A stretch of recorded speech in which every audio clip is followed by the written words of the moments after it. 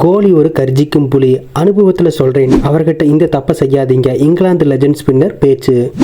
மகேந்திர சிங் தோனி இந்திய அணியின் கேப்டனாக இருந்த காலகட்டத்தில் டெஸ்ட் கிரிக்கெட்டில் விளையாடுவதற்கு இந்தியா வந்த இங்கிலாந்து அணி யாரும் எதிர்பார்க்காத வகையில் தொடரை 2-1 என வென்று அசத்தி காட்டியது. ஆசியா தாண்டிய வெளிநாட்டு அணி இந்தியாவில் டெஸ்ட் தொடரை கைப்பற்றுவது என்பது அவ்வளவு சாதாரண விஷயம் கிடையாது.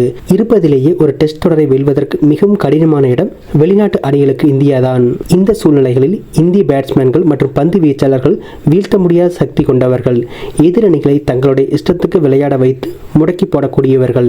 இந்தியாவில் அமைக்கப்படும் சுழல் பந்து வீச்சு ஆடுகளங்களை சமாளிக்க வெளிநாட்டு பேட்ஸ்மேன்களுக்கு எந்தவித முன் அனுபவமும் இருக்காது. அவர்கள் இங்கு ஒரு அனுபவத்தை எடுத்துக்கொண்டு போகத்தான் வருவார்கள். வெற்றி பெறும் நோக்கமே இருக்காது. ஆனால் அப்போது வந்து இங்கிலாந்து அணி இந்தியாவில் தொடரை வென்றது எல்லோரையுமே ஆச்சரியப்படுத்தியது.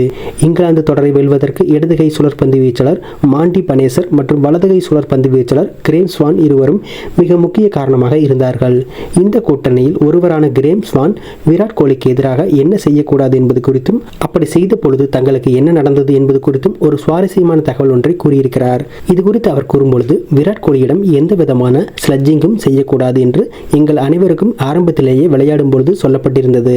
எங்கள் அணியின் வேகப்பந்து வீச்சாளர் ஸ்டீவன் பின் 2 பவுண்டரிகள் கொடுத்தார்.